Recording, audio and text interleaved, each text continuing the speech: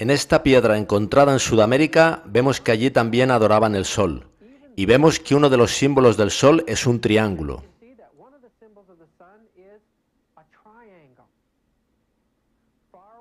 Lejos de allí, al otro lado del océano, en Irlanda del Norte, vemos que los antiguos irlandeses, paganos, también grababan el triángulo en sus grandes piedras monolíticas como símbolo del sol.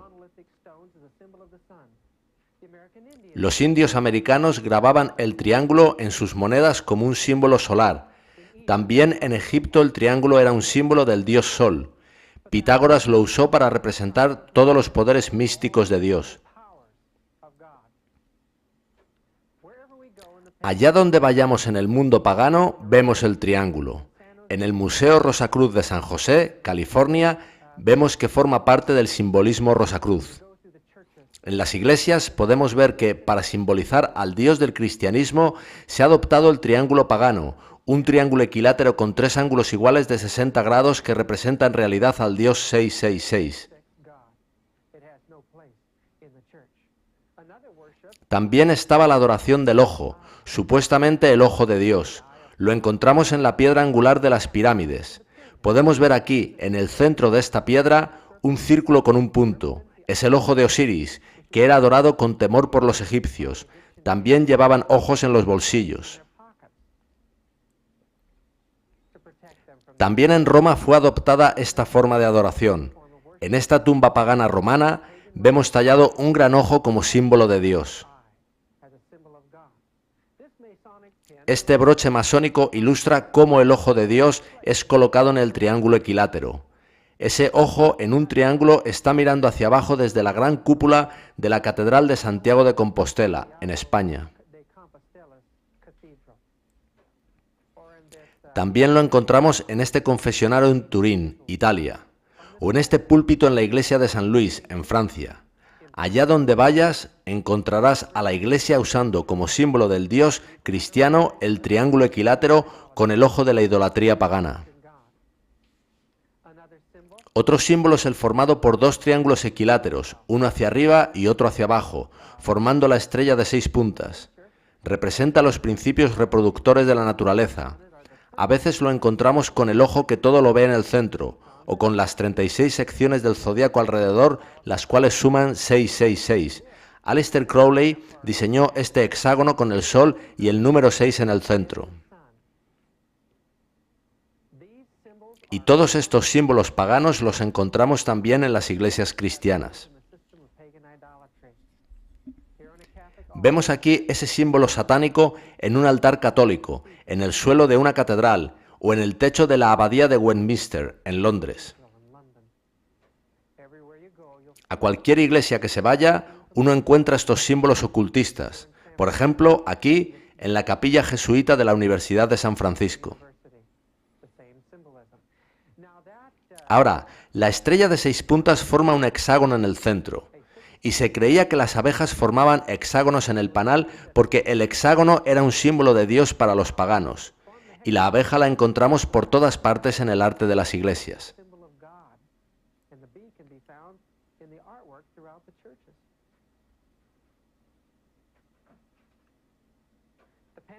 El pentagrama es un símbolo de las fuerzas cósmicas, esté dirigido hacia arriba o hacia abajo. Es utilizado en la adoración satánica, pero también lo encontraréis en altares y suelos católicos.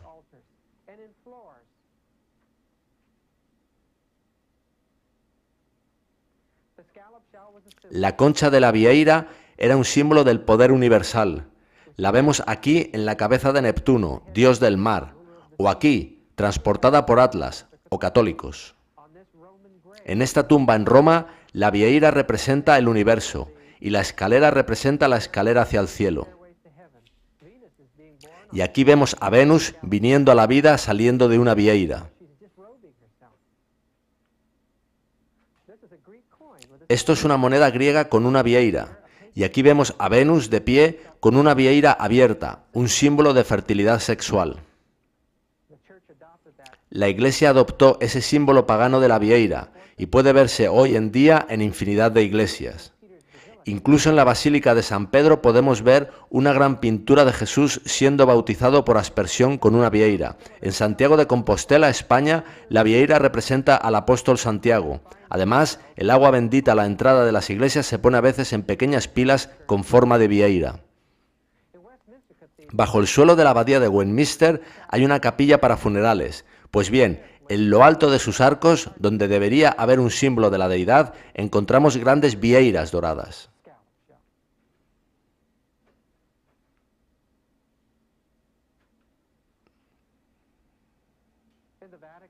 En el Vaticano, en Roma, encontramos, bajo el emblema papal, esta gran vieira, símbolo de los poderes astrológicos, nada que ver con el cristianismo. Y aquí vemos, en el suelo de la iglesia jesuita del Jesús, un sol con sus rayos dirigidos hacia vieiras. Los antiguos creían que, al ponerse el sol metiéndose en el mar, se convertía en un dios pez. En Babilonia ese dios se llamaba Oanes, en India se llamaba Vishnu. Neptuno, el dios de los mares, era en parte pez también. En Egipto, Isis se transformó en un pez cuando buscaba en el mar el cadáver de su marido. También en Asiria adoraban el concepto del dios pez.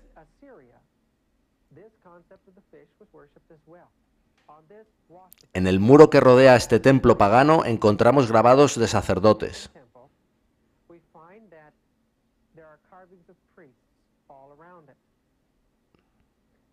Pues bien, estos sacerdotes tienen un curioso atuendo. Sus cabezas llevan unas mitras en forma de cabeza de pez. Se han encontrado bajorrelieves de Canaán que muestran que los sacerdotes de Dagón llevaban estos gorros o mitras en forma de pez como símbolo de adoración a Dagón, el dios pez. En Asia Menor representaban a Cibeles, llevando esta mitra sagrada con forma de pez. De hecho, por todo el paganismo encontraréis a los sacerdotes llevando la mitra con forma de pez, e incluso fue adoptada por la Iglesia, y aún hoy obispos y papas llevan esa mitra que parece un pez con su boca abierta.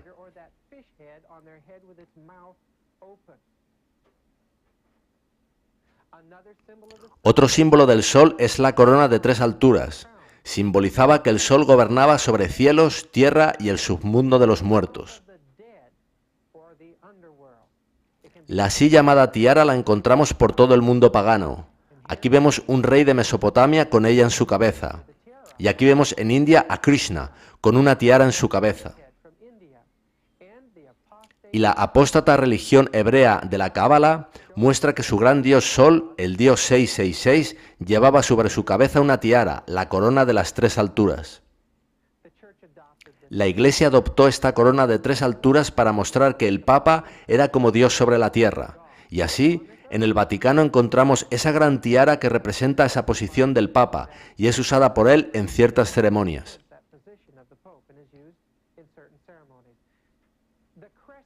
La medialuna, como vemos en esta imagen, no representa la luna, sino los genitales femeninos. Era adorada como los supuestos poderes reproductores del cielo. La vemos aquí como la deidad de los cielos, en esta talla de muchos siglos antes de Cristo. En esta estatua en los museos vaticanos, sobre la cabeza de Venus aparece una media luna, a modo de cuernos. De hecho, la adoración de la media luna comenzó con la adoración de los cuernos de la vaca, madre del toro, de quien se creía que era el generador de la vida. Vemos aquí a la diosa luna, con la media luna alrededor de su cabeza. Y en esta escultura del nacimiento de Mitra, vemos los cuernos alrededor de la diosa.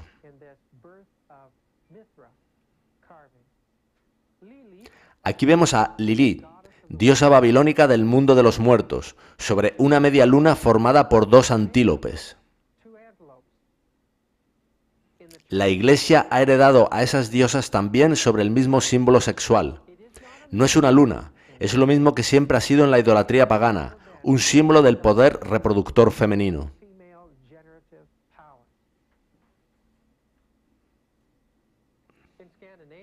En Escandinavia nos encontramos esta estatua de María en medio de unos cuernos de reno. Allí no hay vacas, así que usan los cuernos de un reno. Pero una de las más asombrosas representaciones de María la encontramos en la Catedral de Lyon, en Francia. En ella encontramos los cuernos sobre la cabeza de María. Y sobre su pecho encontramos el pectoral del sacerdocio hebreo. Esto convierte a María en mediadora entre Dios y los hombres, nada más alejado de la verdad. La Biblia nos dice que tenemos un solo sacerdote y un solo camino hacia el cielo, Jesucristo. Este concepto de la adoración a la fertilidad y a la madre cautivó los sentidos de los paganos, y la Iglesia romana se dio cuenta de que tendría que adoptarlo. Este instrumento llamado sistro era usado en los bailes de las sacerdotisas paganas. Aquí vemos a Isis, la reina del cielo en el culto egipcio, con un sistro en la mano. En el libro de Manly P. Hall se cita a Isis diciendo: yo, Isis, soy todo lo que ha sido, eso será. Ningún mortal ha accedido jamás a mí. El fruto que yo he dado a luz es el hijo. El hijo de Isis es Horus, y en esta imagen la vemos de pie con Horus en brazos en medio de un nimbus con el zodiaco alrededor. Su hijo es el dios Sol, y en el Vaticano, en la Basílica de San Pedro, encontramos una gran Madonna con su bebé en brazos. Ese bebé es el hijo.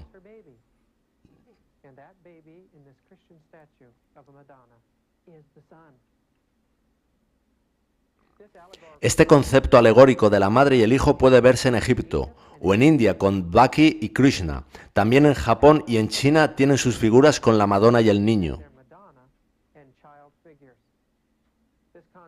Y todo el Imperio Romano estaba lleno de estatuas similares, las cuales fueron finalmente adoptadas por la Iglesia bajo las identidades de María y Jesús. Esas estatuas de María y Jesús en las iglesias actuales eran adoradas ya antes del cristianismo. En el paganismo también había estatuas del niño solo, como si fuera un dios, e igualmente encontramos en el catolicismo estatuas del niño Jesús a las que se adora.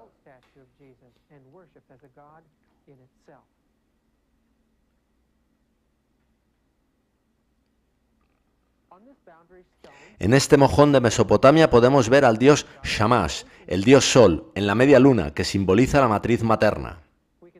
En sellos cilíndricos de 2 milenios antes de Cristo encontramos esta figura del dios Sol dentro de la media luna, el varón dentro de la hembra. En este altar mitraico o en esta joya egipcia encontramos el disco solar dentro de la media luna. Incluso en India vemos ese símbolo por todos lados. El asterisco era un símbolo del sol en Grecia. Pues bien, aquí vemos 3 asteriscos dentro de 3 medias lunas. En este relieve mesopotámico, fijaos en la deidad solar y cómo está representada en el cielo, un disco dentro de una media luna. Justo como en este ostensorio romano católico, la hostia es colocada dentro de una media luna en muchos ostensorios. De hecho, podéis ver que la mayoría de los ostensorios aquí fotografiados contienen una media luna para albergar la hostia dentro de ella. Eso representa la unión de los sexos masculino y femenino, así que lo ahí adorado es el principio reproductor, y la gente no se da cuenta.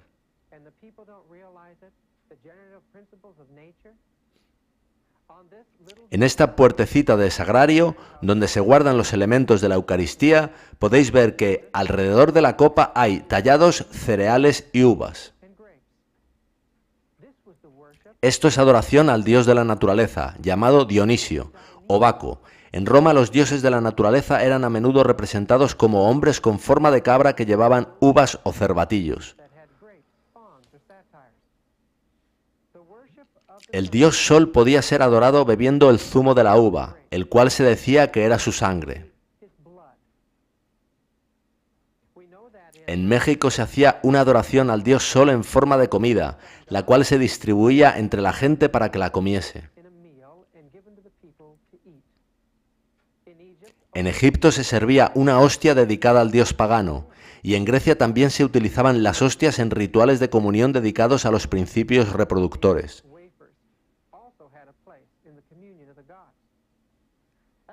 En la Acrópolis, en Grecia, el sumo sacerdote tenía 3 hombres forzudos que traían toros. Él preparaba hostias que ponía en el altar. Cuando uno de los toros se comía una hostia, se le mataba y se le quitaba la piel. La gente era alentada a trocear el toro para comerse su carne y su sangre. La piel era llenada de cereales y la gente volvía a trocearlo para comerse únicamente el cereal. Ello representaba que incorporaban en sus cuerpos los poderes reproductores de los dioses. Esa misma forma de adoración se utilizaba con el dios persa Mitra, que acabó siendo la religión de Estado de Roma.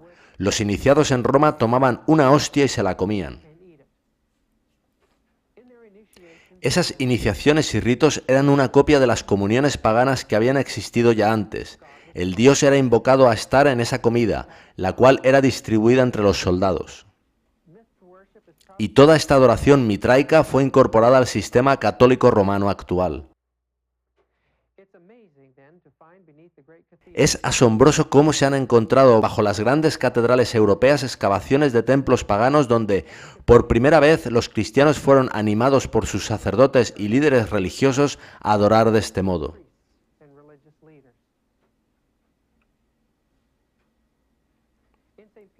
En la Basílica de San Pedro en Roma encontramos magníficos candelabros que son usados en las misas. Ahora, en cada uno de estos candelabros hay una cara representada. Uno asumiría que esa cara debería ser la del Dios honrado en la misa, pero al mirar en detalle las caras, se ve un ser que es mitad hombre y mitad cabra. Amigos, ese es un símbolo de Satanás.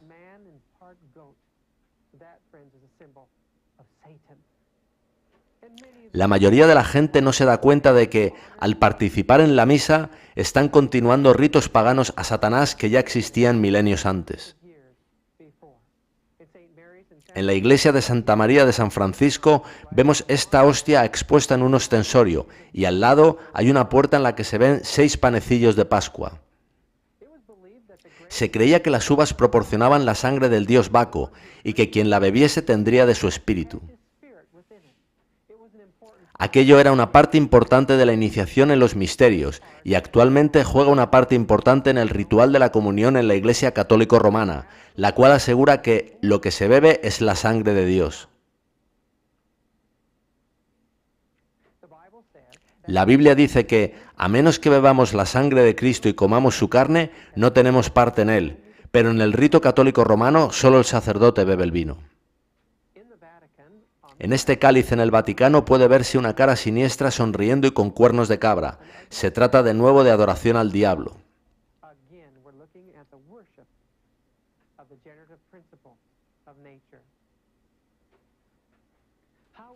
¿Cómo es que en toda era Dios podía contemplar esto y seguir amando a los que lo hacían? Dios es amor infinito. Él sabe que el hombre está confundido y anhela despertarlo. Hace muchísimos años, un ser que era el más glorioso aparte de la deidad misma se rebeló contra el cielo.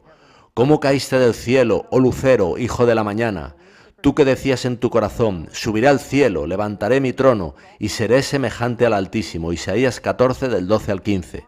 Este ser creado quería ser creador, quería ser deidad y fue expulsado del cielo. Juan lo vio como un gran dragón o serpiente tratando de destruir la iglesia de Dios.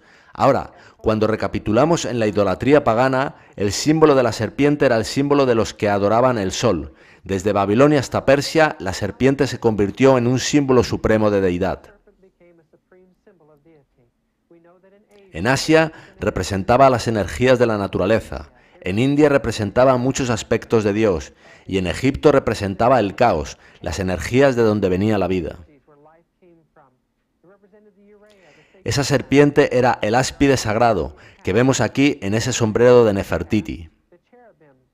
Un querubín con alas protegía al faraón, y al lado está Tutankamón, con 2 pequeñas serpientes con alas. Eso representa las puertas del mundo de los muertos. Y el cuerpo enrollado de la serpiente tallado en las piedras representaba la transmigración del alma. En el templo de Hatshepsut, en Egipto, encontramos una serpiente alada con el cuerpo en espiral hacia el santuario, representando que uno debe pasar por la serpiente para alcanzar a Dios. En Centroamérica, la serpiente era adorada bajo el nombre de Quetzalcoatl o Cuculcán, serpientes voladoras que representaban el sol o la estrella de la mañana. Para ascender a la cumbre de este gran templo llamado Chichén Itzá, hay una escalera flanqueada por dos serpientes aladas. En Grecia el nombre de la serpiente era Esculapio, era una falsa sanadora y era adorada en todo el imperio griego. Incluso el dios Apolo era equiparado con la serpiente, así como Atenea, la diosa griega de la guerra y la sabiduría. En Roma, la serpiente se convirtió en un símbolo de sanación, así como de los poderes espirituales que llevan el alma a través de los cielos en la muerte. En Escandinavia todo giraba alrededor del símbolo de la serpiente, los barcos estaban llenos de serpientes y dragones, y las iglesias de tallas de serpientes. El entramado de la puerta de esta iglesia lo forma una serpiente con grandes alas extendidas a cada uno de sus lados. Hay que pasar por esta puerta para llegar al santuario. Aquí, en Chinatown, has de agarrar este pomo con serpiente para abrir esa puerta, y en Tailandia, a ambos lados de la entrada a los templos encontramos estas grandes serpientes. En este templo podemos ver un dragón alado águila, un dragón alado león, un dragón alado cabra y finalmente un dragón alado en sí mismo. Todos ellos los encontramos en los pomos de las puertas.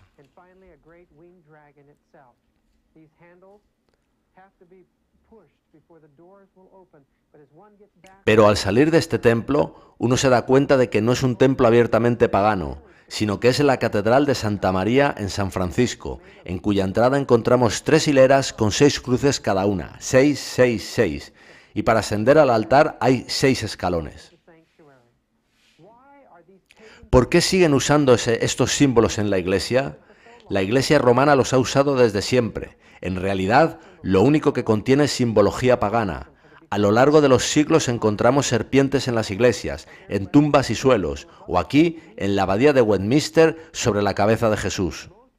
Y donde más dragones serpientes encontramos concentrados en un solo lugar, en techos, suelos, tallas y demás obras de arte, es el Vaticano, el centro de adivinación, vaticinio, de la serpiente. El propio baldaquino es una copia de los antiguos altares con pilares en forma de serpiente. Esos pilares con forma espiral representan a serpientes. La serpiente representa las energías tanto del bien como del mal. Vemos aquí 2 serpientes sosteniendo el huevo cósmico, huevo que encontramos en lo alto del baldaquino de Bernini. El paganismo también simboliza serpientes en las vestiduras, y lo mismo sucede en los escudos papales. En la gran sala de Bernini, en el Vaticano, encontramos este gran dragón dorado.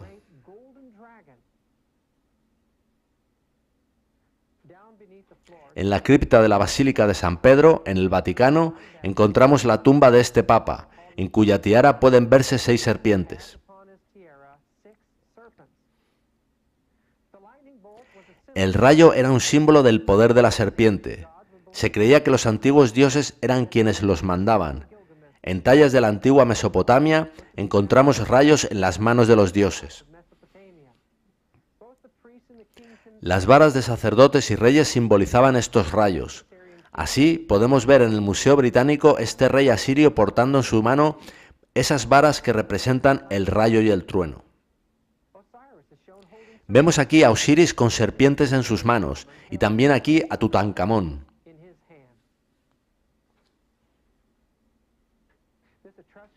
Esta deidad etrusca lleva una serpiente en su mano, e incluso en la religión griega vemos a Atenea con un báculo en su mano, pero en la Acrópolis se muestra claramente que este báculo es verdaderamente una serpiente.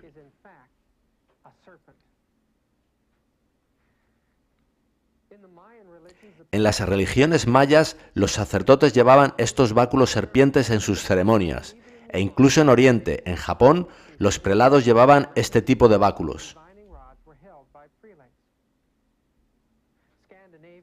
También en Escandinavia llevaban los sacerdotes estos báculos serpiente, y este sacerdote etrusco lleva en su mano un báculo en espiral.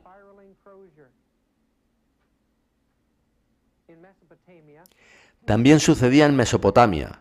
En el Museo de Pérgamo, en Berlín, fotografiamos este báculo de la tierra de Sinar. Tiene una serpiente en su comienzo, que, desde luego, nada tiene que ver con el cayado de los pastores, como asegura la Iglesia. Sus prelados aún llevan estos báculos hoy en día, como hacían los antiguos magos y místicos tantos años atrás. Algunos tienen su extremo en forma de serpientes, algunas están talladas en marfil y otras en huesos de santos, lo cual supuestamente hace que el báculo sea más sagrado.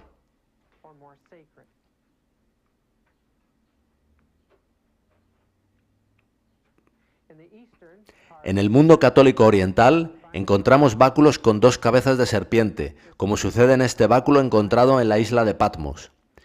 Algunos muestran diseños florales, que representan los principios de la fertilidad, como sucede en esta talla que está hoy en día junto al trono del Papa.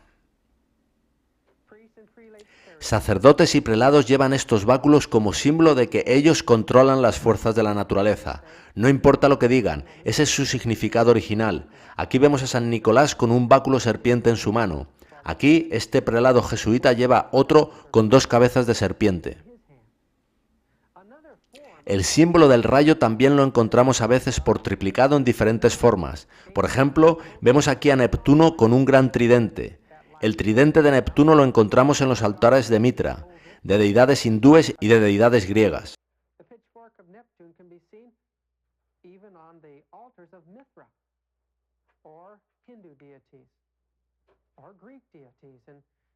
Y aquí vemos esta deidad griega con un tridente en una talla católica y a Jesús con tres tridentes saliendo de su cabeza.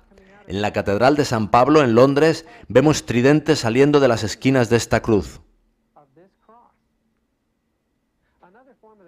Otra forma de tridente es esta mano en actitud de bendecir. La encontramos en un sello cilíndrico muy anterior a Cristo. También los vemos en los dioses hindúes y budistas. Estos sacerdotes egipcios se protegen de las fuerzas cósmicas poniendo las manos en ese modo.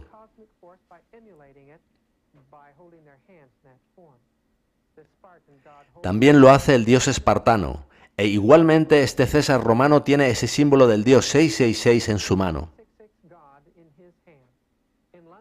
En Londres se encontró en una excavación una estatua de Apolo, el dios Sol, con ese símbolo de los tres dedos.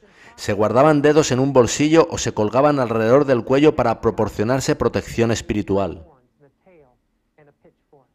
En los altares de Zeus encontramos esa mano sagrada como símbolo de las fuerzas cósmicas. Estas manos votivas, como son llamadas, pueden verse en algunos de los grandes museos de Europa como parte importante de la adoración pagana. Richard Payne Knight donó al Museo Británico su colección de símbolos sexuales, y uno de los más importantes era esta mano que representa el cosmos. Aquí vemos los tres dedos, con una piña sobre el dedo pulgar y una serpiente rodeando la mano. En la palma hay una cabeza de cabra, símbolo de fertilidad, y un altar con tres hostias, y debajo una virgen y el niño.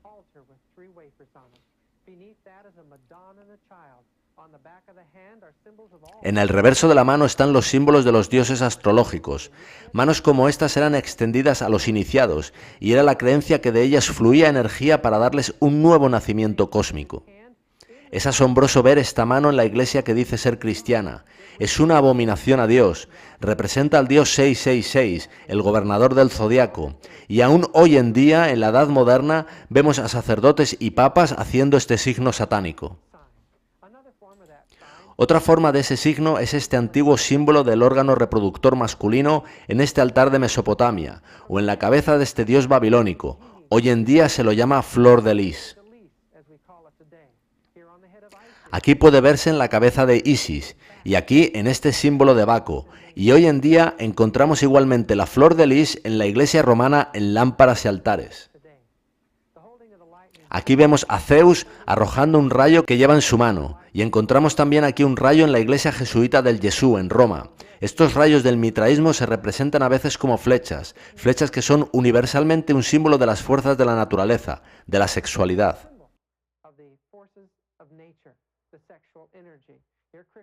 Aquí vemos a Krishna con una flecha en su mano, y este doctor griego en el templo de Esculapio lleva una flecha en su mano como símbolo de las fuerzas sanadoras de la naturaleza.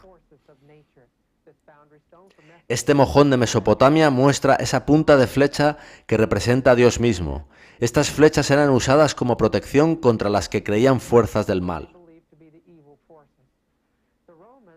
Los romanos hacían puntas de flecha de hierro y las usaban para sacrificar sus ofrendas al dios Sol.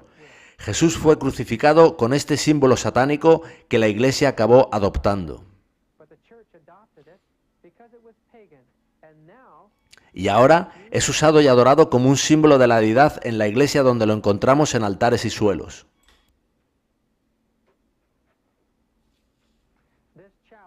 Este cáliz muestra 3 de estas puntas de flecha pagana sosteniendo la copa, y en la iglesia jesuita del Yesú vemos una flecha atravesando una matriz femenina rodeada por una serpiente con su cola en su boca. Este ostensorio en un tesoro católico está rodeado por flechas que representan las energías que emanan de la hostia. Los antiguos adoraban el árbol de hoja perenne como símbolo de la deidad. En Mesopotamia adoraban la palmera como símbolo de la reencarnación. Ese simbolismo es adoptado en las religiones griega y romana, y hoy en día lo encontramos en suelos, altares y tumbas de la Iglesia Católico Romana. Otro símbolo de la reencarnación es la piña, la cual puede verse en relieves en Mesopotamia sostenida por los dioses. En Egipto representa a Osiris. Aquí podemos verle a él sosteniendo un objeto con piñas en su extremo.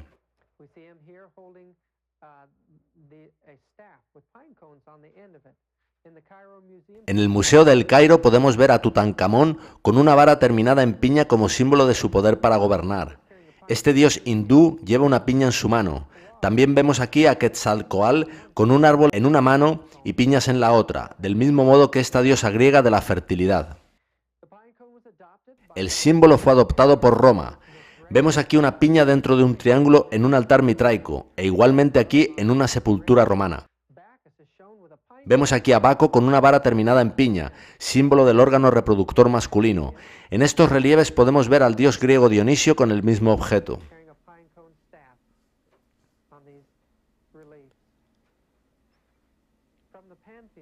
Aquí vemos una gran estatua de Dionisio en el Panteón romano con una piña en su mano. Ahora, el cristianismo de Roma acabó adoptando la piña como símbolo de vida. Podemos verla por todos sitios en las iglesias. Pero no solo en las obras de arte. La piña más grande del mundo, con una altura equivalente a 2 pisos, la encontramos en un jardín del Vaticano llamado el Jardín de la Piña.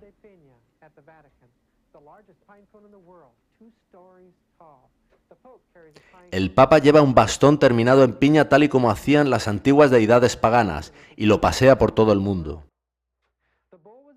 El toro era un símbolo del poder de la fertilidad del sol, y los órganos reproductores eran adorados en Roma en el dios pagano Priapo y en Egipto en el dios pagano Min.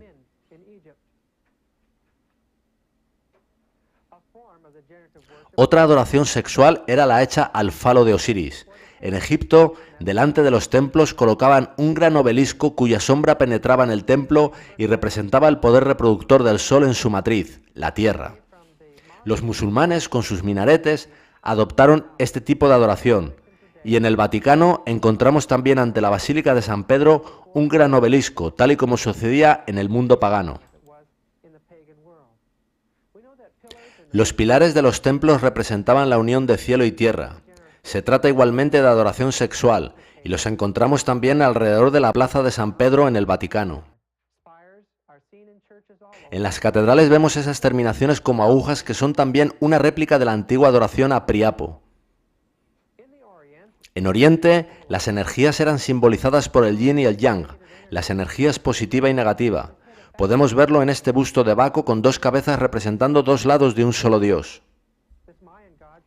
Este dios maya lleva en su cabeza una pluma blanca y una negra, simbolizando el bien y el mal, el positivo y el negativo. Vemos los 2 mismos colores en esta pintura mexicana o en este tranta hindú. Este suelo romano refleja el mismo dualismo de Dios en su religión. La masonería lo ha adoptado y sus ritos de iniciación se hacen sobre suelos que alternan baldosas blancas y negras. En el templo Rosacruz de San José, los que se inician lo hacen sobre este suelo alternado en blanco y negro. En la antigua Babilonia, las salas del templo alternaban baldosas blancas y negras, pues para ellos Dios encarnaba el bien y el mal.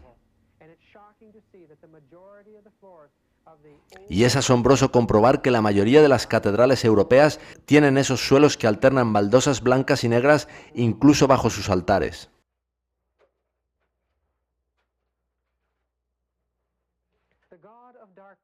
El dios de las tinieblas, el dios del misterio, el dios del mal, era el dios Satur o Saturno. En Babilonia, el primer dios fue Nimrod. Él era de piel negra y también se lo conoce como Etiopus o el hijo de Cush. Osiris, que era la misma leyenda pero en Egipto, era también un dios negro. Vemos que en el mundo pagano aparecen muchos otros dioses negros, tales como Vishnu o Krishna en la religión hindú.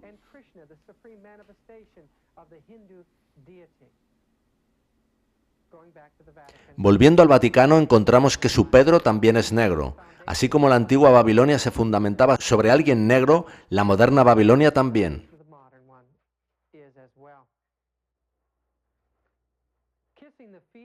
En la idolatría pagana, besar los pies simbolizaba adorar a Dios.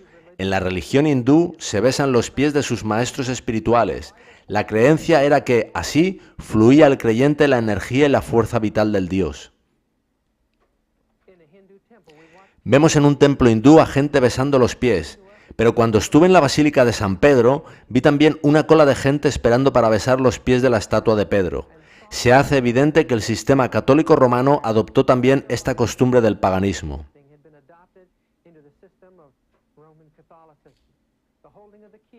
Las llaves también son de origen pagano. Representaban al que abre a la luz y cierra las tinieblas. El Papa dice tener ese poder que, según la tradición, le fue conferido en un sueño al emperador romano, en el que los dioses paganos Jano y Cibeles le entregaron las llaves. Este poder omnipotente reclamado por el Papa supuestamente le da autoridad sobre el infierno, una enseñanza religiosa que fue adoptada para mantener a la gente temerosa y aterrorizada, pero que no tiene su origen en el cristianismo.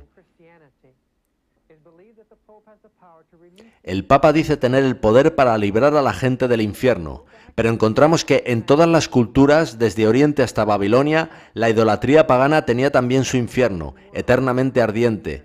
No hay nada de nuevo en ese concepto. Los paganos, al ver las águilas surcando los cielos, pensaron que los pájaros serían un excelente símbolo de los espíritus de los muertos, y así encontramos a menudo águilas talladas en tumbas y sepulcros.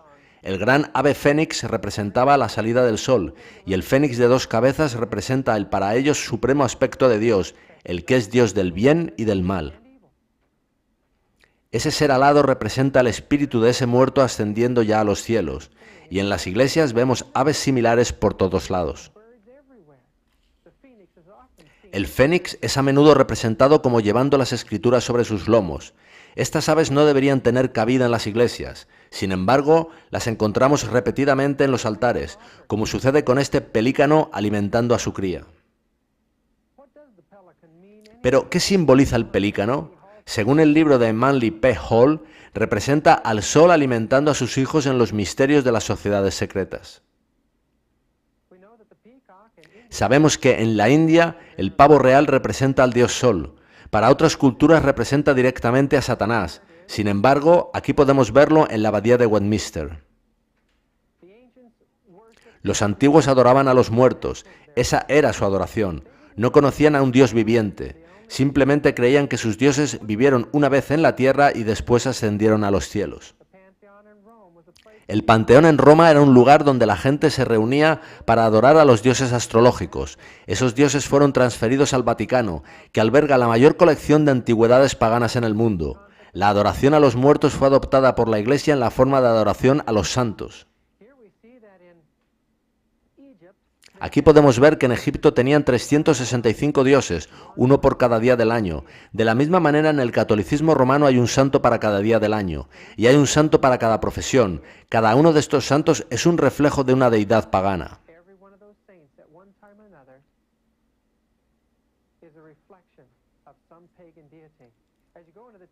Al entrar en las iglesias uno se da cuenta de que hay sarcófagos de muertos por todos lados. De hecho, la Iglesia Católico Romana es en verdad el mundo de los muertos.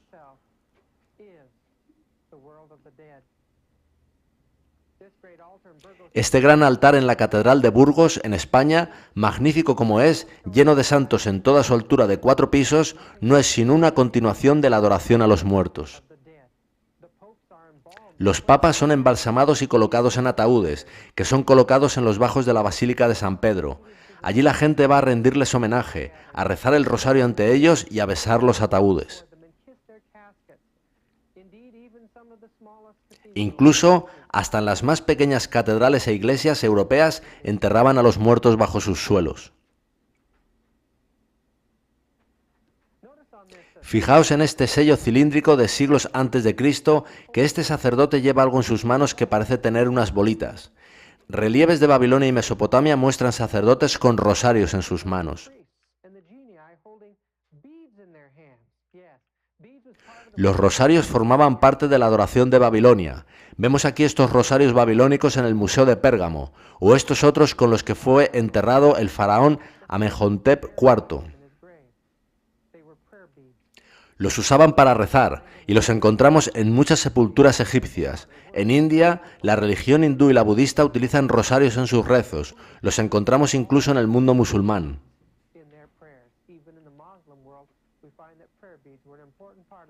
Así que cuando los vemos en la Iglesia Católica, podemos estar seguros de que provienen de la adoración pagana. Eso no tiene cabida en el cristianismo. Las velas representan la inmortalidad del alma. El fuego era la representación terrenal del sol. En los templos paganos, como en este budista, siempre se ven velas ardiendo, y en las iglesias católicas actuales vemos no un leve reflejo, sino una completa imagen del antiguo mundo pagano. La gente gasta muchísimo dinero encendiendo velas ante altares de santos que no pueden oírlos ni verlos. El incienso se ofrece en los altares durante la misa y demás ceremonias católicas del mismo modo que se ofrecía en el hinduismo ya siglos atrás. Pero lo más extremo del catolicismo es la veneración de sacerdotes humanos.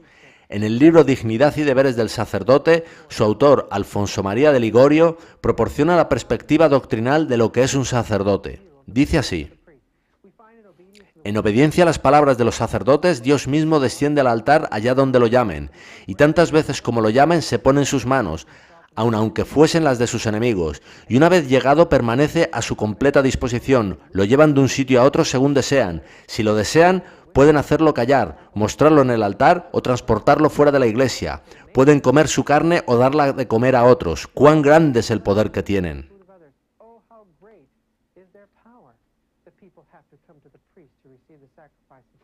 El poder del sacerdote es poder divino, pues la transubstanciación del pan requiere de tanto poder como la creación del mundo, y por ello el sacerdote puede ser llamado el creador de su creador.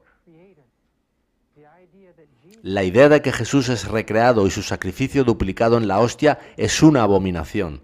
Sigue diciendo: el sacerdote es la más sublime de todas las dignidades creadas, es una dignidad infinita, un milagro asombroso, grande, inmenso a infinito, exaltado por encima de todas las cumbres celestiales, es inferior solo a Dios. Los sacerdotes actuales están donde estaban los antiguos sacerdotes paganos.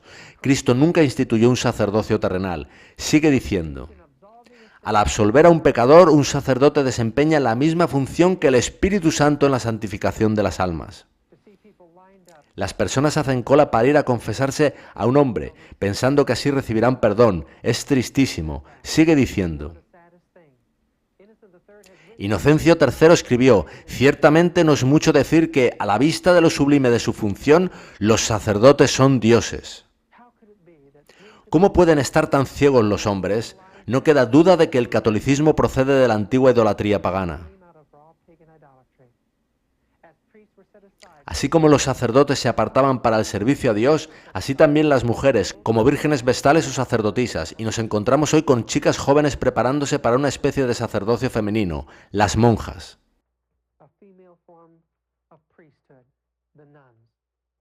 En los conventos abiertos, las monjas parecen hacer muchas cosas buenas, pero en los conventos de clausura son usadas por los sacerdotes. Allí sufren y mueren, y nunca se les permite volver a ver a sus familias y amigos. No sabemos exactamente lo que sucede tras esos muros, pero oro a Dios para que algún día la verdad sea revelada. Portar torres simboliza el gobierno de cielos, tierra y submundo. Se trata del gran constructor de torres, el sumo pontífice, título del Papa que puede verse en tumbas y puertas en el Vaticano. Además, se eligieron títulos del Papa cuyas letras sumaran 666, por ejemplo, Vicarius Filii Dei, vicario del Hijo de Dios, cuyas letras en latín suman 666.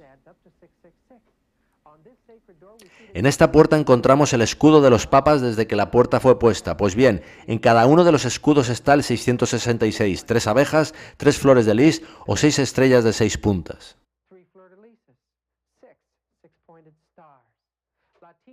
Las letras de la palabra lateinos, que significa el hombre que habla latín, suman 666 en lengua griega. Ese hombre permite ser transportado en la silla gestatoria como si fuera Dios. Y aquí vemos al Papa sentado en un trono con una banda zodiacal alrededor. Otros títulos del Papa, como Dux Cleri, capitán del clero, o Ludovicus, vicario del tribunal, suman también 666. Antiguamente Zeus presidía sobre el círculo del zodiaco. Alda sostenía el zodiaco, símbolo del dios 666. Pero en esta publicación de 1527 vemos al Papa Clemente VII sentado sobre el zodiaco. Una parte del universo aparece movida por un demonio y la otra por un ángel. El Papa aparece aquí representado como el dios 666, el gobernador del zodiaco, el dios del bien y del mal. Las letras de la expresión itálica Ecclesia en el alfabeto griego suman 666. El centro de esa iglesia es la Basílica de San Pedro en Roma.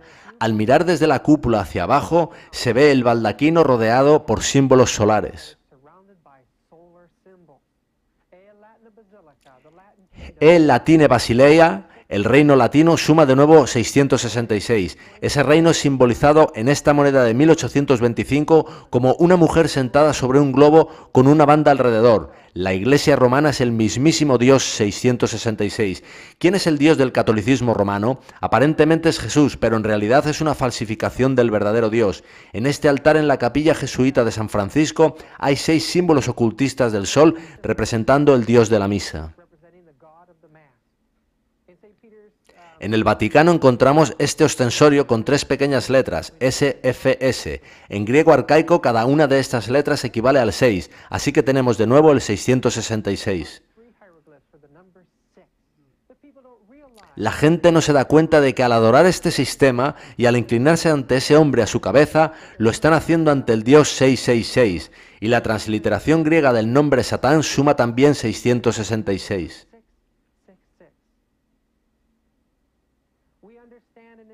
Queda más que claro que el sistema del catolicismo es la bestia de Apocalipsis. Ahora, ¿cuál es su marca? Dios dio a la humanidad una marca o señal de su propia autoridad. Esa señal está en el sábado. Algunos estudiosos piensan que en la palabra Sabbat está escondida la expresión señal del Padre. Sab sería Padre, ATH sería señal, la B restante significaría el lugar en el que mora. En cualquier caso, la Biblia prueba que el sábado, el 7º día de la semana, es señal de que Dios es el Creador, de que es nuestro santificador y redentor, de que es nuestro reposo espiritual, de que somos su pueblo y de que al guardarlo guardamos todos los mandamientos de Dios. Jesús señaló que habríamos de guardar el sábado tras su muerte. Esta no cambió ni abolió la ley de Dios. Jesús dijo a sus discípulos que orasen para que, cuando Jerusalén fuese destruida, su huida no fuese en invierno ni en sábado. Mateo 24:20. ¿Cómo se hizo para cambiar en la mente de la gente la señal sagrada de Dios por el día de adoración mitraico, el domingo? Veamos lo que dice el Catecismo Católico. ¿Por qué observamos el domingo en vez del sábado? Observamos el domingo en vez del sábado porque la Iglesia Católica, en el Concilio de la Odisea, transfirió la solemnidad del sábado al domingo. ¿Cómo pruebas que la Iglesia tiene poder para ordenar festividades? Por el simple hecho de cambiar el sábado en domingo, el cual es guardado por los protestantes. ¿Hay otra manera de probar que la Iglesia tiene poder para instituir festividades de precepto? De no tenerlo, no podría haber hecho aquello en lo que concuerdan todas las religiones modernas, sustituir la observancia del sábado por la del domingo, el primer día de la semana, un cambio no autorizado por las Escrituras. Fue la Iglesia Católica la que por la autoridad de Jesucristo ha transferido este reposo al domingo en recuerdo de la resurrección de nuestro Señor. Así, la observancia del domingo por los protestantes es un homenaje que ellos rinden, a pesar de sí mismos, a la autoridad de la Iglesia Católica. Constantino fue quien hizo la primera ley dominical en su intento de unir paganismo y cristianismo. La Iglesia recogió ese testigo y siguieron nuevas leyes con el mismo objetivo de transferir el día de adoración del sábado al domingo. Fijaos lo que dijo el cardenal Gibbons al respecto. Puedes leer la Biblia de Génesis a Apocalipsis y no encontrarás una sola línea que autorice la santificación del domingo. Las Escrituras imponen la observancia del sábado, un día que nosotros, católicos, nunca santificamos. Mirad lo que escribió T. Enright en 1884. He ofrecido repetidamente $1000 a quien me pruebe solo con la Biblia que he de guardar el domingo. No hay ley tal en la Biblia. Es una ley de la Iglesia Católica. La Biblia dice, acuérdate del sábado para santificarlo. La Iglesia Católica dice, no, por mi divino poder, abolo el sábado y te insto a guardar el primer día de la semana. Y todo el mundo civilizado se inclina en reverente obediencia al mandato de la Santa Iglesia Católica.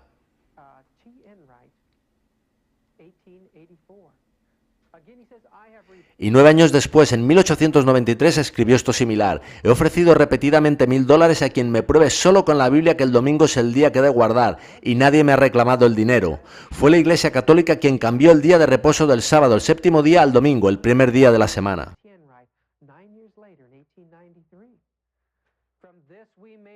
En su libro El Catecismo Hecho Fácil, Henry Gibson escribió esto.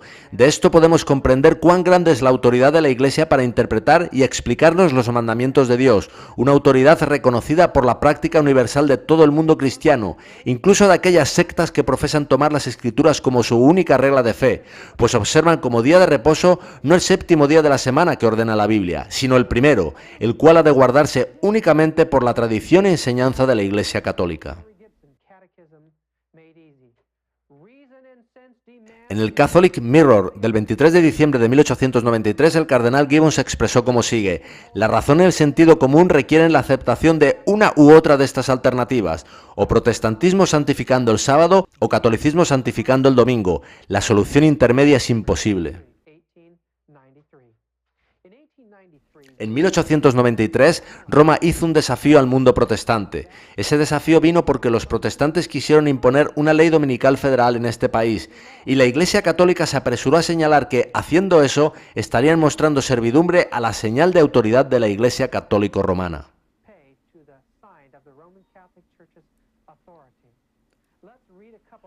Leeré un par de extractos de un artículo publicado entonces en un periódico católico. Los adventistas son el único cuerpo de cristianos cuyo instructor es la Biblia. Ellos no pueden encontrar en sus páginas sustento para el cambio del día de reposo del séptimo al primero.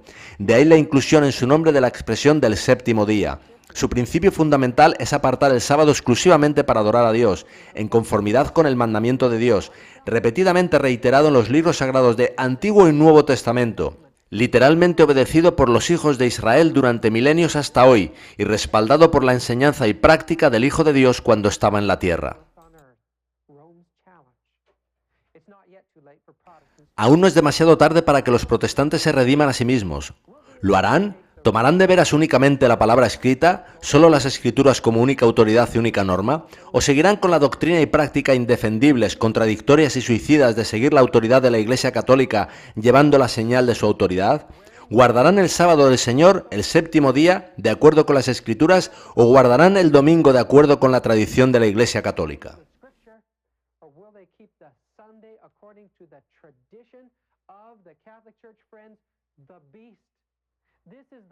Esta es la marca de la bestia, la observancia del domingo. Creo que Dios va a llevar a todo cristiano a conocer sobre este asunto. Pronto habrá una promulgación legal para observar el domingo, y todo ser humano tendrá que tomar posición, o por la señal de Dios o por la señal del Dios Sol. Hoy ha de darse al mundo el mensaje de que el cristianismo ha caído, ha aceptado doctrinas paganas y se ha convertido en esa imagen o esa ramera de Apocalipsis 17:5, Babilonia la Grande, la madre de las rameras y de las abominaciones de la tierra.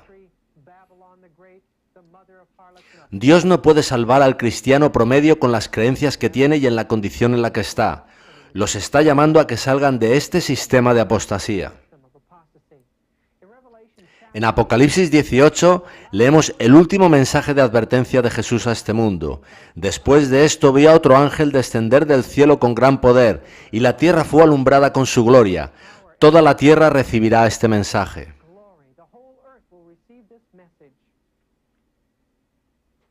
Sigue diciendo, y clamó con voz potente diciendo, ha caído la gran Babilonia, la confusión, y se ha hecho habitación de demonios. La iglesia cristiana se ha convertido en habitación de demonios, y guarida de todo espíritu inmundo y albergue de toda ave inmunda y aborrecible. Todas las enseñanzas paganas de la adoración a los muertos las encontramos en las doctrinas del cristianismo apóstata de hoy en día. Sigue diciendo, porque todas las naciones han bebido del vino del furor de su fornicación, de sus falsas enseñanzas, y los reyes de la tierra han fornicado con ella, y los mercaderes de la tierra se han enriquecido de la potencia de sus deleites. Y oí otra voz del cielo que decía, salid de ella, pueblo mío, para que no seáis partícipes de sus pecados, ni recibáis parte de sus plagas, porque sus pecados han llegado hasta el cielo, y Dios se ha acordado de sus maldades. Queridos amigos, el tiempo de gracia está llegando a su fin. Jesús viene pronto, y antes de que venga, Él va a tener un pueblo fiel que guarde la ley de Dios. ¿Quieres ser una de esas personas fieles? Te insto hoy a que tomes tu Biblia, acudas al Señor Jesucristo y le pidas que te guíe en esa profunda relación con Él.